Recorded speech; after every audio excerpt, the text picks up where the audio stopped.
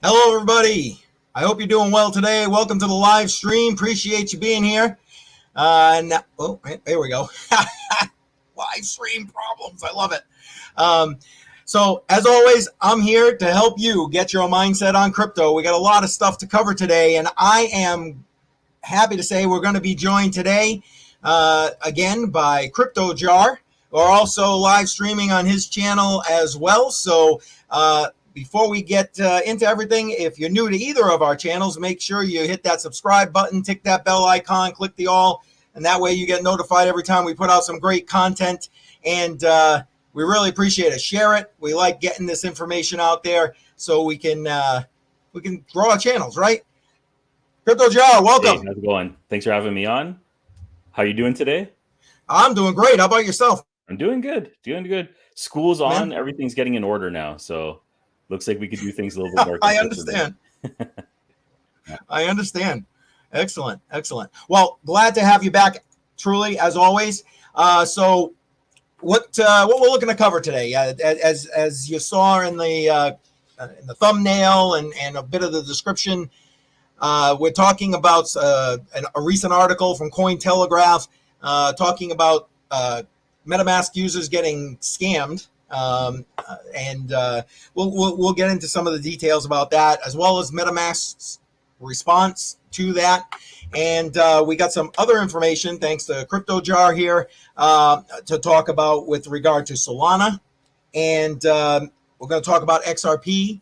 And I'd like to get a little bit of information from our friend here about the Futurist conference that we talked about past few live streams, and get some of his some take and input about that. You want to start there? Which one? With so you Futurist? Listed out everything. So yeah, we'll start with everything. No, the Futurist. I mean, because you're the guy with the experience on that. Okay. You want to? Yeah. How about that? Absolutely. Yeah. So it's actually been a couple weeks now. It's been very hectic since I got back. So Futurist is a blockchain conference that took place in downtown Toronto. It was interesting. So a lot of vendors that were there. There was a lot of talks about NFTs and the future of NFTs. They were also discussing the future of crypto in Canada in general. There was a member of parliament by the name of Michelle Gardner, and she is a member of parliament for Alberta.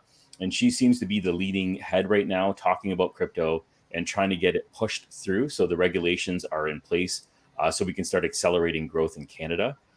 She seems to be doing quite a bit, and it's a slow-moving mechanism. The Canadian government, actually probably any government for that matter. That's true. Yeah, so her process is just trying to educate and get everyone on the same line so they understand how we're going to move forward. And she's been putting some structure in place, and that's what she was speaking about at the blockchain conference. So it was interesting. It was interesting to see members of parliament actually taking stage and getting engaged in there. And she's, I believe, done this a few years in a row. And we'll see if it goes a little bit further than that.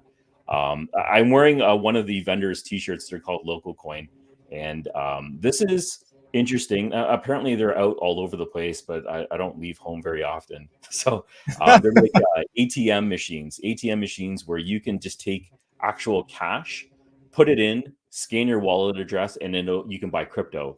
And apparently you can buy Bitcoin, Dogecoin, I think Ethereum as well. There's a few major coins that you can buy right from this ATM machine. Thought it was really cool. Haven't tried it myself. So what I'm going to do is they're in a few large chains across Canada, similar to the 7-Elevens in the US. So I'm going to go in, I'm going to scan it, I'm going to try it out and see how it works and test it for myself. Nice. But overall, yeah, it was a good experience. Excellent. Sounds great. Was it well attended? So for the main event, the first day, extremely busy. Index invited me. I was trying to go over and say hi a few times, but there's just crowds of people around them. Sure. Actually had to wait till late in the day to go in and say what's up over there. But lots of vendors, lots of people the first day. The second day, unfortunately, I couldn't make it because of work commitments. But the second day also apparently was the best day to go because it wasn't as busy, so you can engage with more people on site. Gotcha. Yeah. Gotcha. Well, I mean, it's great that you were able to attend that. I have not yet attended any of live conference with regard to Bitcoin or crypto. But I'm looking forward to, there's one coming in Tennessee, which is probably the nearest one to me. I forgot exactly when, in 2024. That's the one I'm eyeing. So we'll see if that all changes next year. What about you? You got any plans for another conference? Are they having any more in Canada? I believe there's something like a smaller miner conference where they're showcasing some of the mining stuff. Actually, I think I have a card of one of the companies over here. So it's companies like this. This one's called Digital Shovel, and they have storage units. They're basically large shipping containers. They look like shipping containers, and they've modified them so you can put in rack miners on each individual shelf. And then they have a PDU on the side. You can stream it. You can set up different people, or you can resell the services. Basically, it's a plug and play kind of operation that they have going on.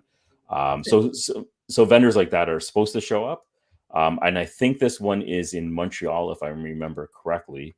And I might head to that one. I'm not too sure yet. But there's a couple of conferences. Like right now, crypto is being hammered, so the interest really isn't there.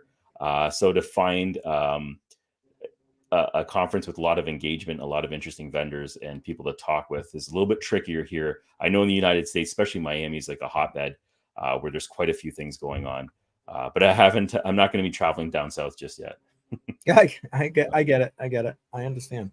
Mm-hmm. Well, thank you. Appreciate you sharing that information, because again, not everybody, even if things were going crazy in crypto and it wasn't getting hammered, I think you still got a lot of people who just don't have either the financial means or the time ability to attend those things. It is a commitment all the way around. Yeah. And especially like a lot of the people that I'm talking to, they're not relying on crypto as their main source of income, just because right now it's so hard to do that, right?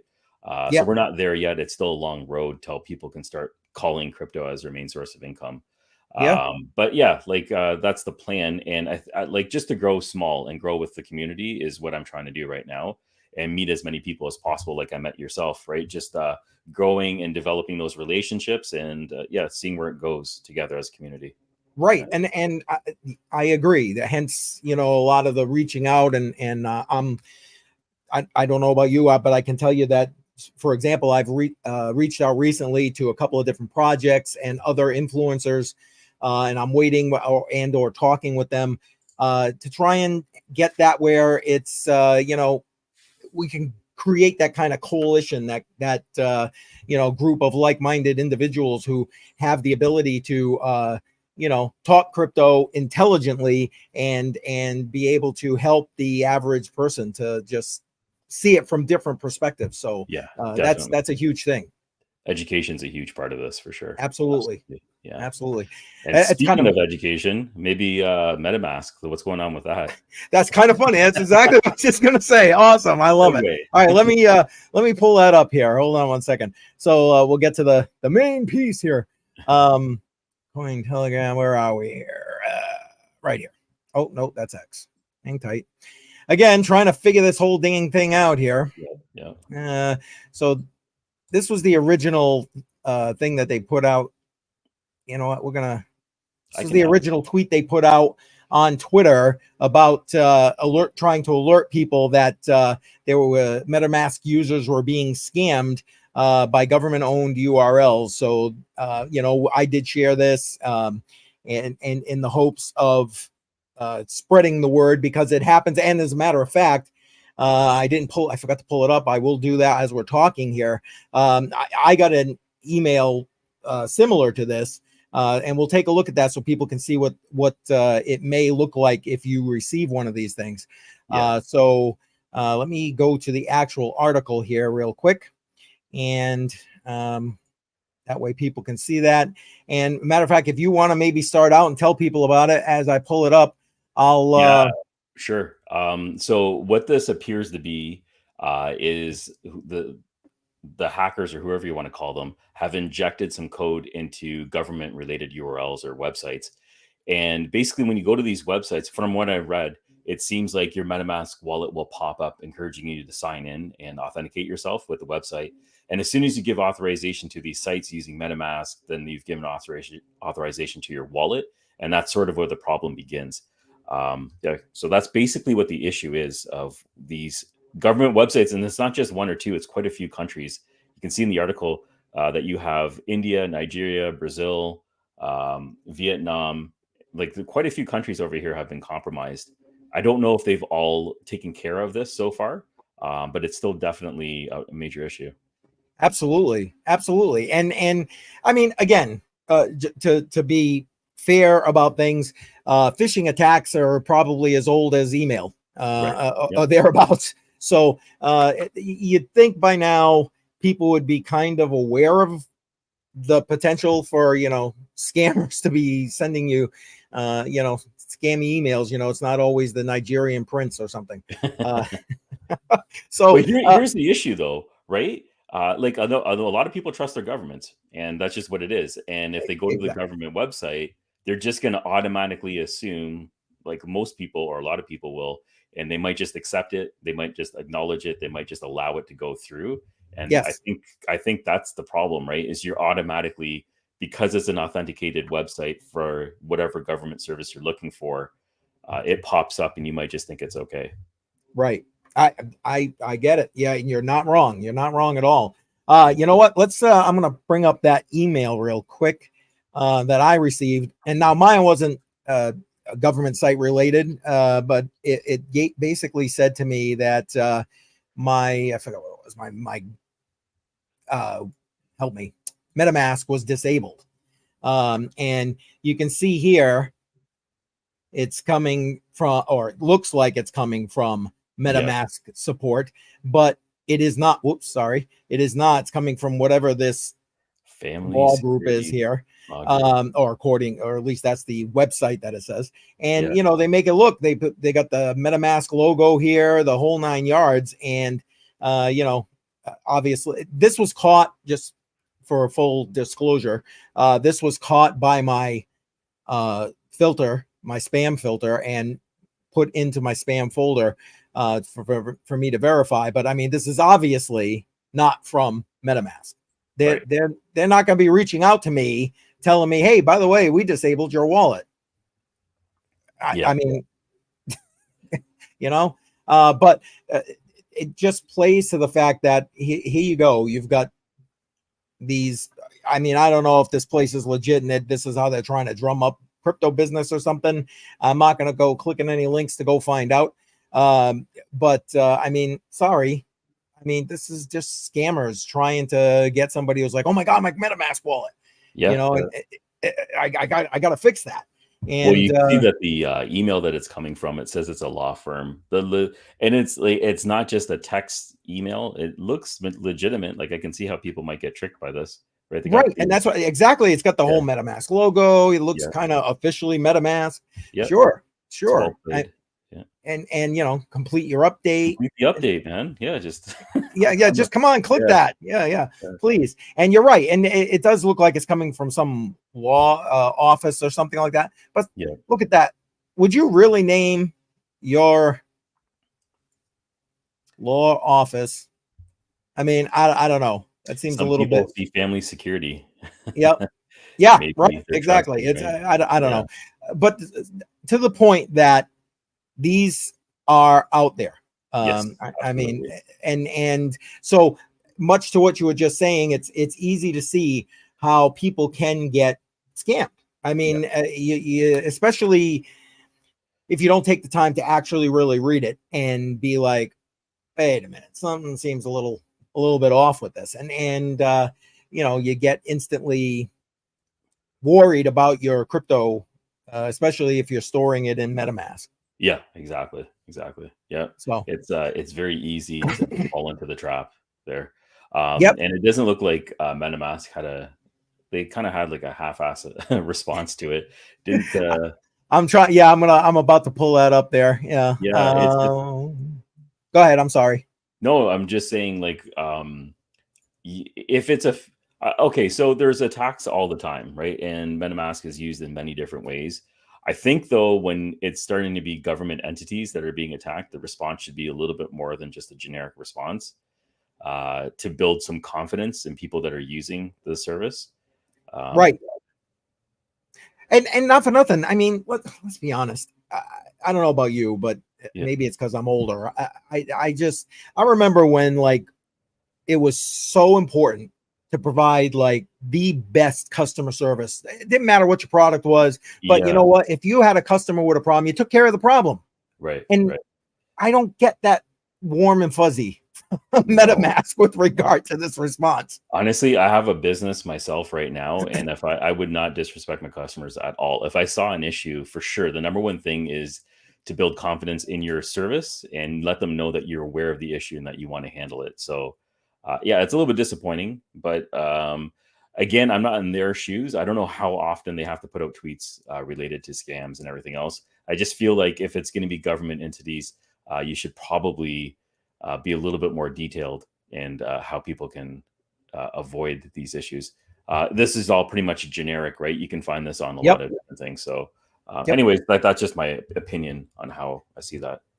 Well, you're not alone in that opinion, to be quite frank. When I read this, it was like literally the first time I'm like, really? That's your response to this?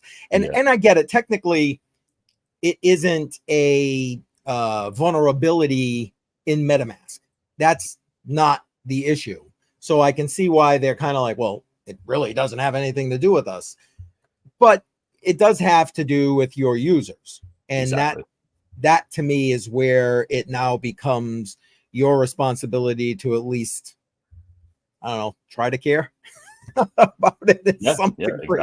Exactly.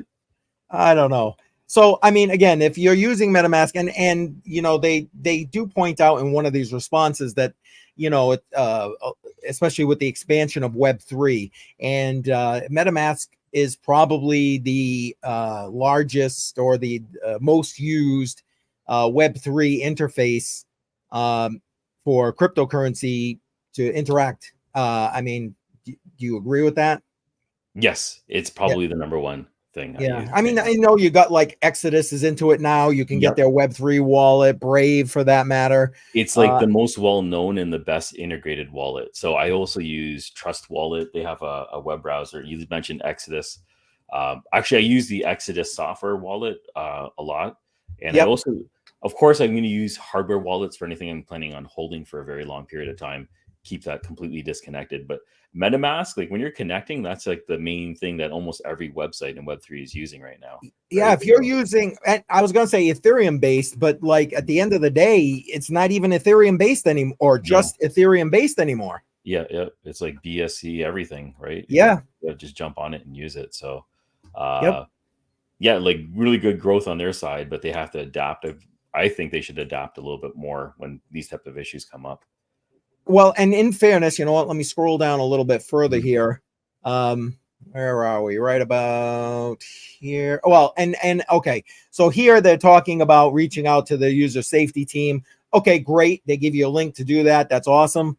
So I guess that's a bit more proactive. And then here they're talking about putting together MetaMask Learn.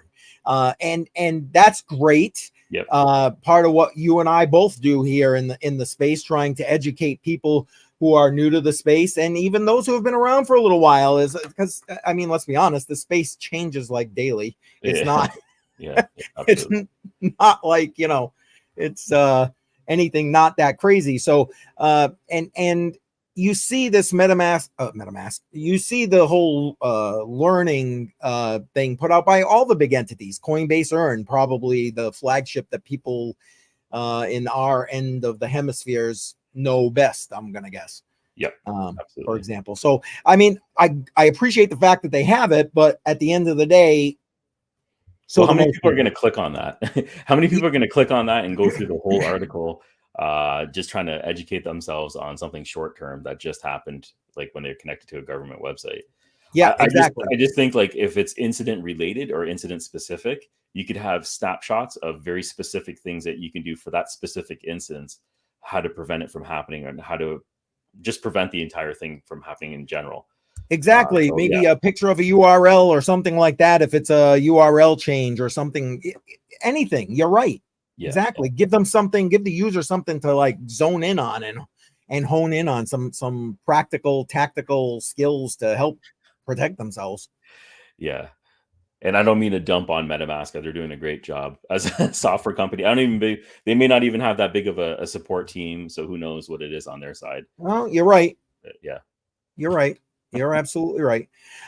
So again, it is what it is. It's more about making people aware. And that's why when I saw the article from Cointelegraph about this, I thought, I originally had something completely different planned for this live stream. And then I saw that and I was like, this needs to be put out there. People just need to know. I mean, whether or not you fall victim to it. But then I thought to myself, okay, here I am, somebody who's been in the space several years, getting an email very similar, that if I was any kind of half asleep, even I could click on that link, be like, what the hell's wrong with my MetaMask? And bing, next thing you know, problems. So, all right. I don't know. Anything else you want to put out about this? I think we've kind of beat it to death, if you ask me. I know. I think we drilled home the point there. But all right. Yeah. Well, then let me pop up our next talking point here, which is kind of a huge thing here. I'll bring that up, and you wanna jump in and give everybody the 411. I thought this is interesting. So I don't know if you have the chart for. Okay, let me first explain that. Solana has their version of USDC that relies on their chain, and USDC is a very common stable coin. Yes. So it's basically the adoption of using the US dollar. It's in parallel and it stays staked. What's the proper word? Anyways, it's in parallel with the US dollar. It mimics it in the crypto environment. And so there's very little volatility when it comes to a stable coin. And if it is, it's very microscopic. It's not even noticeable in most cases. Anyways, they're going to be using the stable coin on the Solana network to test out transactions. And obviously, Visa is one of the largest credit card companies on the planet. So to have this agreement in place to test it out and see how this works is huge for Solana. And I know a lot of people lost confidence in Solana when the whole SBF thing went down. Yeah, me as well. And is it really central or decentralized? It doesn't really seem so. It seems just like a few people are pretty much controlling the entire thing. But again, my view on this is just getting more people into crypto and seeing the light of crypto. Low fees, super fast transactions, very quick settlements. And I think that's where the light shines. And I think it's a very positive thing. So that's the first one. And that's Visa. And I also learned that they also did something with Shopify. And Shopify has a payment system that they're using right now. And they're integrating Solana Pay. And Solana Pay is going to be doing the same thing where you're going to connect your wallet and you're going to be able to do USDC transactions using the Solana blockchain and Shopify websites. And Shopify is huge. They're dominant. Anybody who's starting it up or even just has a large business, it's easy to scale, and everyone's really on that Shopify website to grow their business. And using USDC, which is a stable coin in crypto, to transact and get payments from customers is big for vendors. It's also big for it's big for vendors, and it's big for customers. So I think both sides benefit in this way. Yeah, I don't disagree with you. Again, like you said, a lot of people lost faith in Solana, and here we go. Here's a comment right here. Thank you for jumping that in. Matter of fact, I never even said that, so I'll take a second right now to tell everybody on, no matter whose channel you're watching on, jump into the live chat. Put whatever questions you have. We'll address those questions, comments, whatever. Really appreciate you being here. If you haven't already, hit that like button. Oh my God, you might have to take over here in a second. Yeah, so the Solana network not being stable, absolutely. It made headlines going offline repeatedly last year, earlier this year. So yeah, I totally agree. And again, I'm not saying that it's the best network to trial this on. I'm sure there's lots of other networks out there other than Solana. But it is okay. I think a lot of the back end part also has to do with relationships. And maybe the people who are running the Solana blockchain or are huge investors in the Solana blockchain might also have a stake in Visa or something like that. So it's a very easy transition. It's familiar. Which is usually how it works, right? Yeah. You know how these relationships work. Yeah. So I think that might be one of the reasons maybe they went in that direction. Hopefully stability is something that they've improved on. I haven't used Solana in probably at least 6 months with any type of transaction because of that specific issue with reliability. But again, when it comes down to fees, like Polygon, Solana, there's a whole bunch of them, BSC, they're very competitive in that Yes. space, and it's very attractive, I think, for vendors and customers. Yeah, which again, you're exactly right, especially for stuff like, you know, Shopify. I mean, why would you want to use something like Ethereum, which good Lord, when the network is clogged, it's like completely they go the fees. And you've got stuff like you said, like Polygon or in this case Solana, that it's, you know, pennies on the dollar. Pennies on the dollar. So it brings down the operating cost as a business owner. Like the operating cost is going to be significantly lower, and that's an incentive, because there was also a couple articles I was reading about transaction fees with credit cards, and the main thing that I'm noticing, like over a period of time, it doesn't per transaction, the fee is actually quite small, like anywhere from 2 to 5% of the transaction itself. But once you start piling this on, and if you own a restaurant or if you own a store, where your margins are already thin, these margins could accumulate over time to thousands of dollars, where you can actually hire an employee or ramp up your inventory. Like this money could also be better spent in other places rather than going to transaction fees. That's fees. Like the argument, right? Yeah, no, that's a legitimate argument for a small business owner. I mean, hell, even a big business owner, you know, one of these major retailers. But yeah, you're right. I used to do some online web work for a local pizza shop near me, and he's since closed down thanks to COVID. But the prior to that, he was just like shopping around to different banks because the fees to use credit cards, which everybody uses credit card. There's the majority of people do debit, credit, whatever. And he was just getting slaughtered in fees. Yeah. Especially if you have like items under $10 and your margins are already thin. And then you're going to try to, you have these transaction fees on top of it. Like maybe Solana isn't the best solution out there, but it is a solution, and the transactions are low. It opens the door to with a Visa, that's a very big audience that you're attracting right now. And like assuming that works through, then other competitors, it's the capitalist society, right? We're going to be seeing more competition in the space, and then someone's going to do it better. So that's Yep. And DoobieX, thank you for the comment. And you're right. Obviously from Nigeria, and yes, stupid people doing stupid things, and it isn't just your country. And as we highlighted, or actually CryptoJar highlighted, I think there were several countries that were involved in that. But unfortunately, it happens.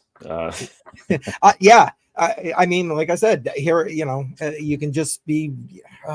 It's like you think if they took the. I always say this when we talk about, you know, or I talk about people and scams. It's like, you know, they took some of that understanding that they use to scam people and actually put it to something like positive and useful. Imagine what this world would be. Yeah, everyone's trying to make a quick buck, though, right? Like the internet's great, and crypto is great. It makes everything global and more accessible for everybody, including scammers. So that's including scammers. Right? Exactly. But again, you're correct. I think that just to jump back to this whole Visa and Solana thing, I think you pointed out what everyone in the space should be thinking if they're not already thinking, and that's, you know what, you need to be like, thank you that a company, an entity like Visa is taking a blockchain out of cryptocurrency space and utilizing it. And in this case, utilizing it with USDC. Again, of all the stable coins, USDC is not one of my favorites because of its centralization. But okay, again, it's about getting people involved. It's about getting people to understand. It's about getting people to utilize cryptocurrency. So I think you were spot on with that. And in this case, it's like any news is good news, if you ask me. I'm just going to send you a link here as well because I can't show it up on my screen for whatever reason. But this is the Solana Pay. If you can see that there. Yeah, it just popped up in the chat. Hang on one second. Let me see if I can open it up. Well, okay, it's not letting me open it up for whatever reason. But I put it up on the screen here. And this is just the same thing now. I'm a little bit later on this one. This one happened about 2 weeks ago. And this is the integration of Solana Pay with Shopify. And that's Shopify as a whole. So if you're a retailer or someone that's doing drop shipments or whatever that is, you now have access to Solana Pay, which allows you to use crypto on your network and allows you to transact with USDC as well. So this is one of the chains that I keep noticing making headlines, and things keep popping up with them. What am I trying to say here? With them just getting crypto onto the mainstream. So positive, negative, it's both things. All right, wait. I was finally able to get this to pull up. I'm gonna actually bring it up on the screen so everybody can see it. Hold on, let me get rid of that. And here we go. Bang and bang. All right, so here we go. Yeah. Payment options to transfer. And yeah, you know, I feel almost like I saw this, but I don't think I even read the thing. Yeah, not a lot of things are making headlines right now. So I'm sorry, go ahead.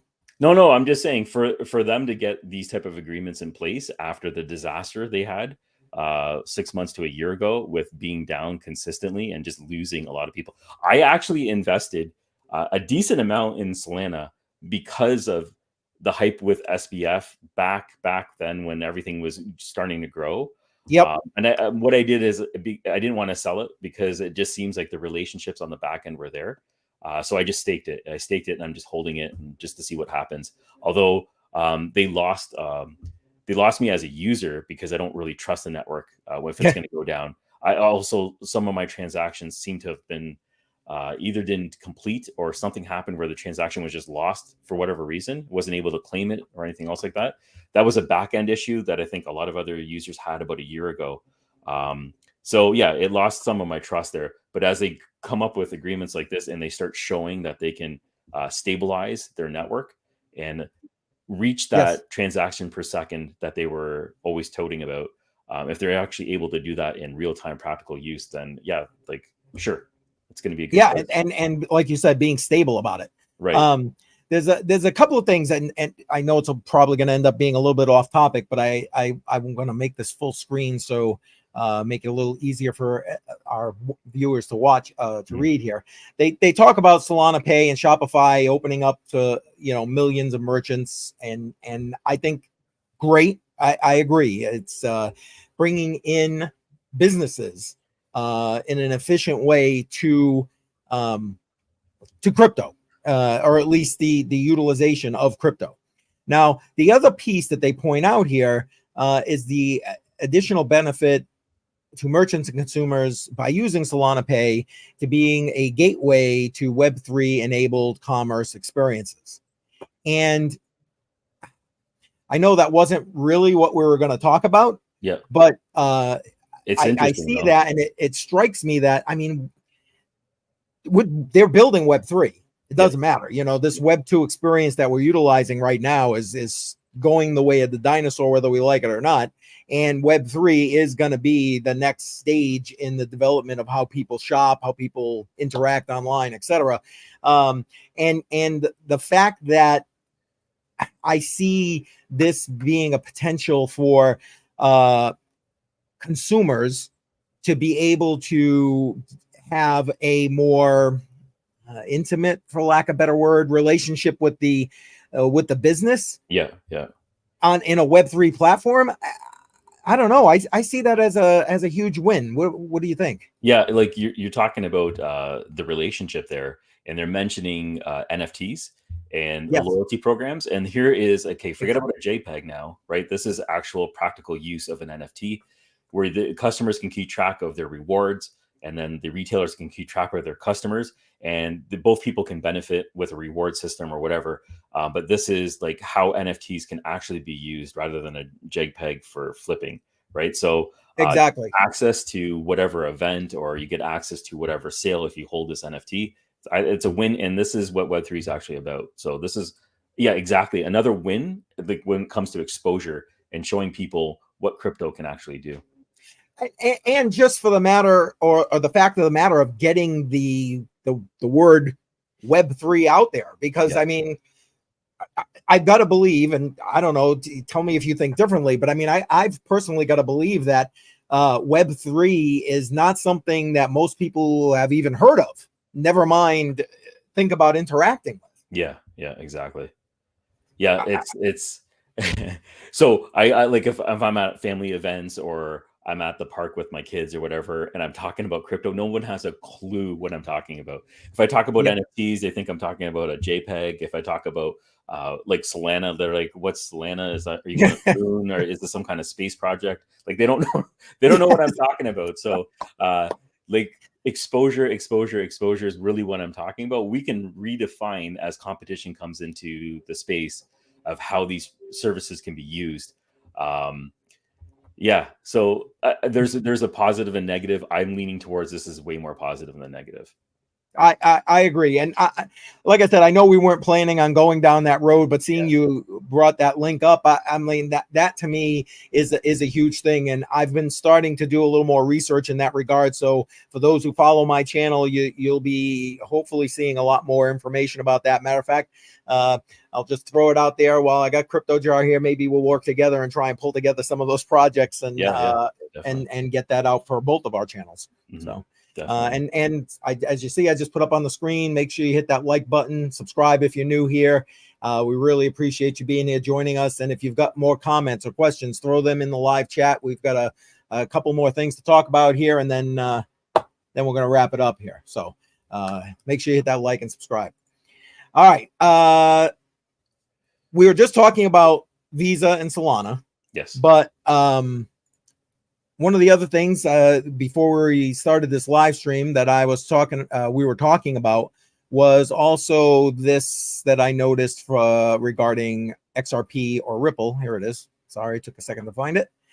And it was this post right here, basically saying and this was posted, I don't know, a while ago. September 5th. Yeah, 5th. There it is. Yeah. The Fed Reserve has publicly stated that that XRP likely to be used to facilitate blockchain aspect of their FedNow payment system, which FedNow went live for those who don't know or who are outside of the United States. FedNow is basically the newly instituted instant settlement system from the Federal Reserve. Again, I've been saying I think that's the precursor to CBDCs. They say no, and they've been actually defending that line for a while, but we'll see. But in either case, basically this announcement supposedly came after lots of rumors of it happening after a meeting with Ripple. And I can't seem to bring this any larger, but you can see right here, they talk about Ripple, a prominent provider of cross-border payments and open source distributed ledger tech, is basically included among the fintech companies that FedNow will utilize. So that's one of many, I'm assuming. Like it sounds like that from there. Yeah. I don't really. They're not getting into detail. I mean, they talk about Stellar Lumens, additionally Stellar Lumens. It's safe to mention Ripple since they're winning their cases right now, right? So that would be the pro, because I'm sure there's other ones out there that they're engaging with but haven't officially talked about them. Right, and for whatever reason, but you're right. Ride the Ripple wave basically at this point. Hey, that's positive for Ripple though. They've had quite a few punches over the last year. Yes. Yeah, you're right. And again, much like to what we were just talking about with Visa, it's like, okay, again, it's more information out there about cryptocurrency. Again, XRP for all intent and purposes isn't a cryptocurrency that maybe is going to really benefit you or I so much. But to take the TradFi system such as it is and slowly rail it into the cryptocurrency space, well, this may be one of those means for doing that. Yeah, and like I don't know which. Oh, it's FedNow. I guess is FedNow for all government entities, or is that like for certain departments? No, that's a great question. According to what information they've put out, basically it's going to be settlements between banks and what's the word I'm looking for? Specified business entities, Okay. such as like Visa, MasterCard, Wells Fargo, a bank, those kind of games. Those are the ones who tested this whole system out to see about these instant settlement payments. I think eventually their plan is to do much like the Swift system, which I'll jump to that in a second, but to do much like the Swift system and be able to function those instant payments everywhere once they're able to integrate it all. Okay. Yeah, the Swift system, that's international, right? So that's going to be taking it a step further from just the US. Canada's lacking in that area where we're integrating crypto. That has, I think the regulation part is still, I don't know what Trudeau and everyone else is doing, but it looks like they're backlogging quite a bit of these discussions. Hopefully it advances because it's nice to see. Is it nice? Okay, so it's sort of nice to see that FedNow is one of the government entities that are going to be using it for transactions. And let's see where that goes. Yeah, we don't have anything like that here, so it's positive to hear that's happening in the U.S. Well, yeah. They've had to, in my opinion, again, my opinion, not financial advice, old guy.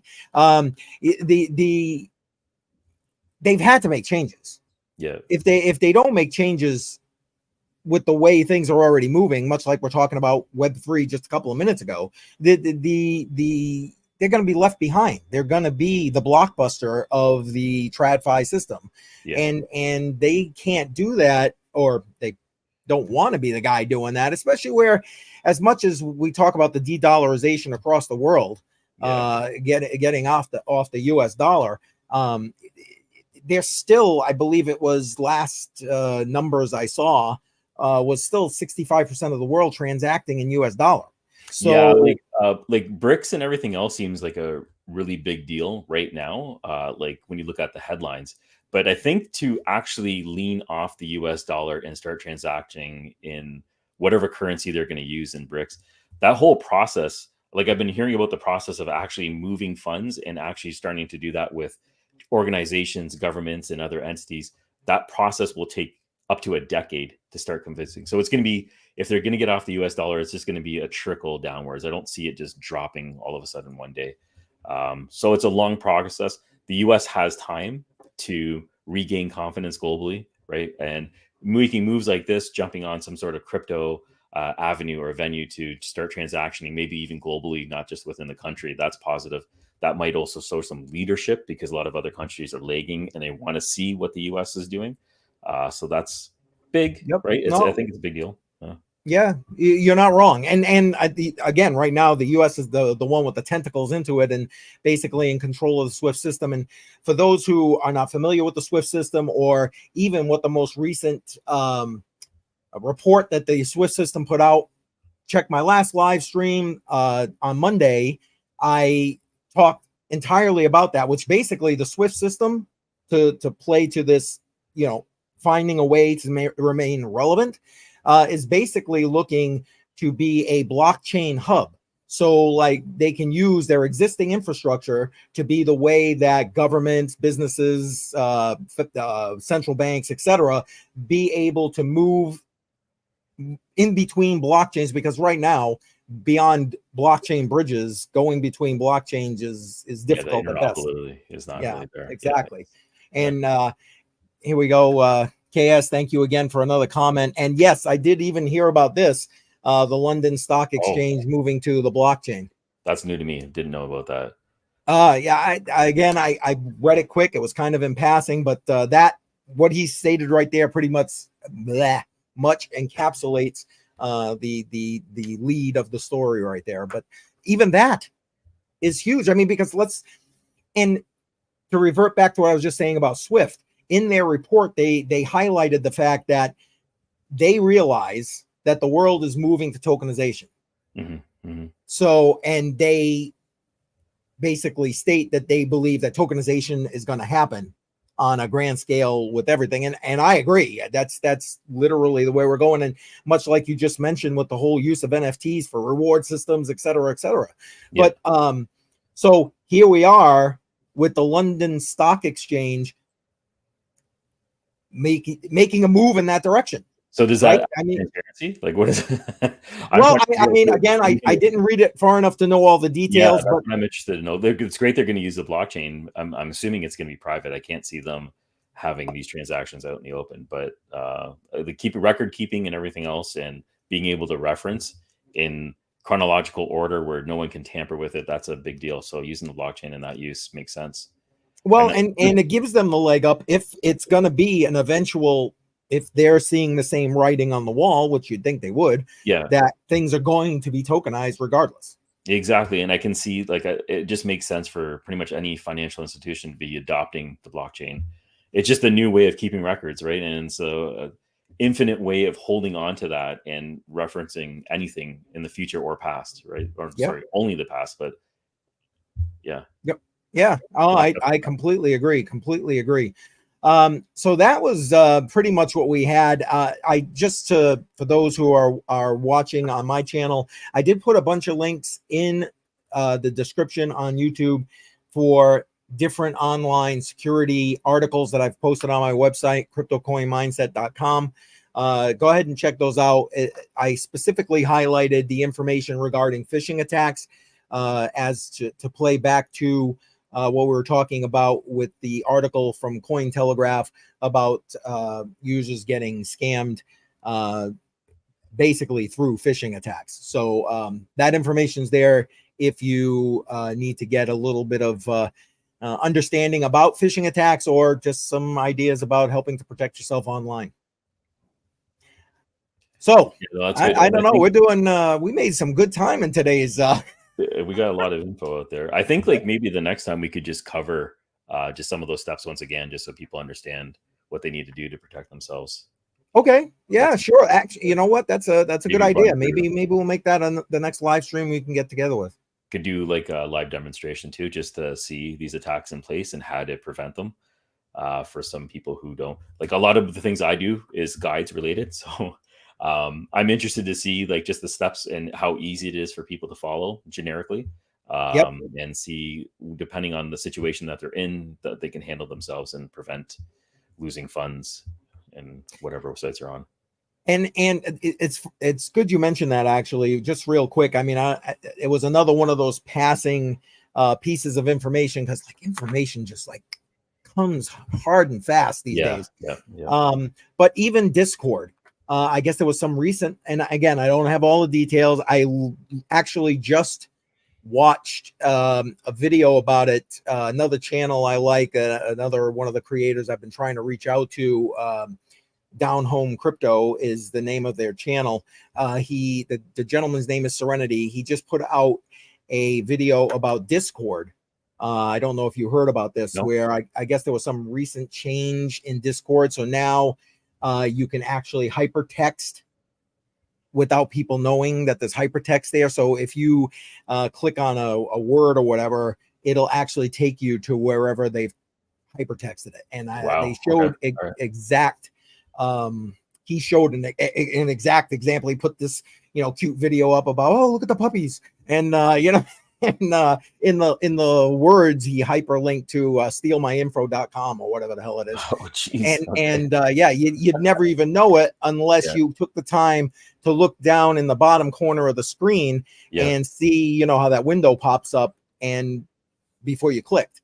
Yeah, and if you use multiple screens like me, you may not be looking in the right corner at the right time. At the right time, exactly right, exactly right. So, again, just to put that information out there, because you're right. People are operating in all kinds of different programs, apps, email services. It's just, the opportunity to get scammed is huge these days. Huge. They're getting creative with it. Definitely getting creative with it. Right. And sometimes old is new again. It's no longer a prince anymore, right? There's always a new scammer out there. Yeah. Right. All right. Well, I mean, let me take a quick look. I don't see anything else in the comments. But for those who are in our comments, live chat, thank you very much. Appreciate that. Again, if you have not subscribed to our channel, if you're new here, either one of our channels, make sure you hit that subscribe button, tick the bell icon, click the all. That way you get notified when both of us put out great content. And that's about all I got. I think it's a, oh, wait, hold on. Another comment just came in here. Let's see what he's got here. Financial failure. I'm following him. His shorts are hilarious. I'm having a great time watching his channel right now. It's a bro. I'm in a meeting. I can't hear a thing. Yeah. Well, sorry.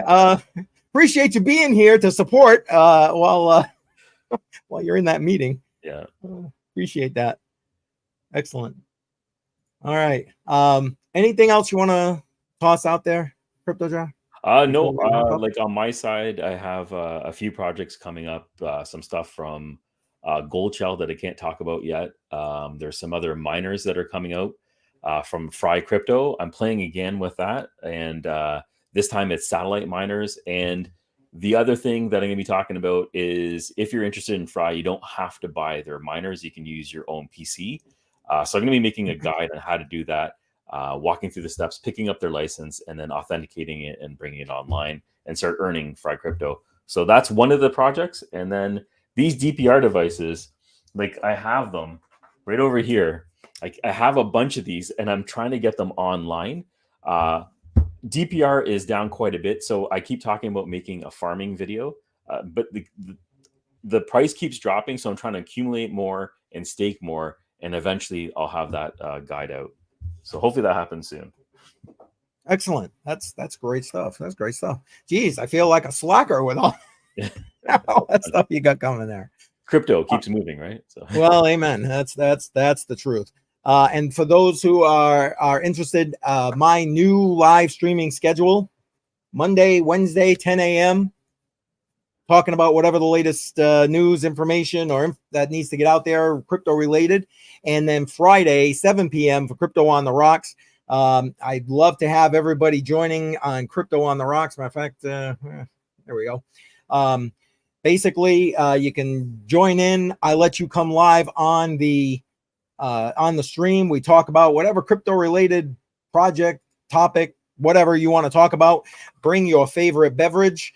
Mine will be a beer or some other alcoholic beverage. And we sit there and we'll just talk until we're done talking, basically, have a laugh or two and go from there. So hopefully CryptoJar will be joining us soon on there. I'm talking with a couple other people who are interested in joining. Just, again, people are busy. It's like trying to, just coordinate life around all this stuff. But for those who are interested, that's my new live streaming schedule. So at least for now, and love to have all of you continuing to join me here. Yeah, thanks for having me on. It's a great talk and hope to do this again. Definitely, we can educate and do things together. That'd be great. Exactly. I really appreciate you being here. Thank you very much. Thank you. All right, guys, we're going to wrap this thing up. Appreciate having you all here. Normally, I put a trailer off at the end of this thing. I think we're just going to end the live stream and be done with it. So, hey, take care, everybody. And for those on my channel, join me Friday, 7 p.m. Crypto on the Rocks. See ya.